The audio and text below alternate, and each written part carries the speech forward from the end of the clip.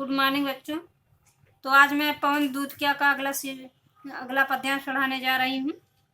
तो अगला पद्यांश है, तेरे में है ना यह गुण जो तू व्यथाएं सुनाए, व्यापारों को प्रखर मति और युक्तियों से चलाना, बैठे जो हो निज सदन में मेघ सी कांति वाले, तो चित्रों को इस भवन में ध्यान से देख जाना।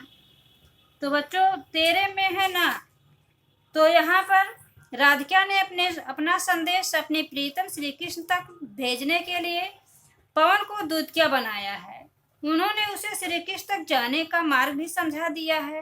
अब वे पवन को समझा रही हैं कि तुम्हारे मुख तो है नहीं, अतः तुम मेरे संदेश को अपने विभिन्न क्रिया व्यापारों द्वारा उन्हें समझा देना। इसी का वर्णन करते हुए कवि हरिऔध जी कहते हैं, तेरे में है ना यह गुण जो तू व्यथाएं सुनाए। तो राधिका पवन दूधिया को संबोधित करते हुए कहती है, बहन पवन, तुम्हारा मुख है नहीं, अतः तुम्हारे पास मुख है नहीं, तुम मानो हो नहीं जो तुम मेरे व्यथाएं सुनाए, अतः तुम किसी भी बात को बोलकर समझाने में असमर्थ हो। यद्यपि तुम्हारे भीतर बोलने का गुण नहीं है, तथा तुम अपने क्रिया व्यापारों को प्रखर माने तेज बुद्धि से, मत और युक्तियों से चलाना।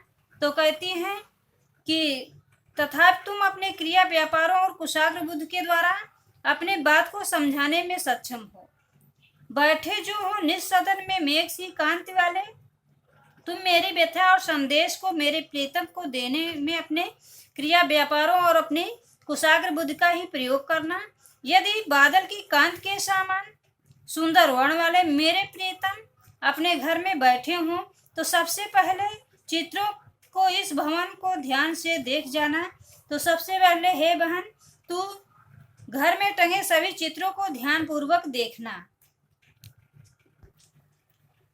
तो जो चित्रों में विरह विधुरा का मिले चित्र कोई, तो जाके निकट उसको भाव से यूं हिलाना, प्यारे हो कि चकित जिससे चित्र की ओर देखे, आशा है यूं सुरती उनको हो सकेगी हमारी। तो पुनः राधिका पवन दूधिया को संबोधित करते हुए कहती हैं, हे बहन, आप मानो नहीं हैं, आपके पास मुख नहीं कि आप जाके स्पष्ट रूप से मेरी दुख व्यथा उनसे कह देंगी। तो मैं आपको समझाती हूँ। जो चित्रों में विरह विधुरा का मिले चित्र कोई, तो सबसे पहले आप उनके घर में टंगे सभी चित्रों को ध्यान पूर्वक देखना। उन चित्रों में अगर विरह से दुखी किसी स्त्री का चित्र आपको दिख जाए, तो उसके पास जाकर तू उसे इस भाव से, तो जाके निकट उसको भाव से यूं हिलाना। तो आप उसके पास जाकर इस भाव से हिलाना कि मेरे प्रीतम उस घर में टंगे हुए विरह विधुरा के चित्र को आश्चर्यचकित होकर देखने लगे। प्यारे होके चकित जिससे चित्र की ओर देखें, आशा है यूं सूरत उनको हो सकेगी हमारी। मुझे पूर्ण आशा ही नहीं बल्कि पूर्ण विश्वास है कि यदि मेरे प्रीतम श्री कृष्ण उस विरहिणी के चित्र को देखेंगे तो उन्हें मेरी याद अवश्य हो जाएगी। मेरे प्रीतमा भी उन्हें लगेगा कि इसी तरह इस विरहिणी की तरह बहुत व्यथित होंगी। इस तरह से आप उन्हें मेरी विरह व्यथा को बता सकेंगी।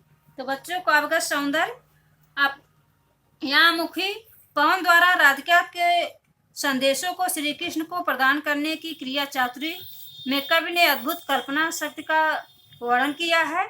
भाषा खड़ी बोली ही है, शैली प्रबंधात्मक है, अलंकार उपमा एवं अनुप्रास अलंकार आया, रस वियोग श्रृंगार है, छंद मंद्रा कांता है, गुण प्रसाद है, शब्द शक्ति अभिधा एवं लक्षणा है। तो पद्यांश के आधार पर प्रश्न होंगे।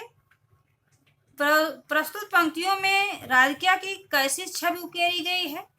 राधिका के अनुसार श्री कृष्ण को क्या देखकर कैसी राधिका की याद आएगी? राधिका के शब्दों में पवन दूधिया श्री कृष्ण को क्या याद दिलाने में अवश्य सफल हो जाएंगी? तो इस तरह से प्रश्न पूछा जाएगा।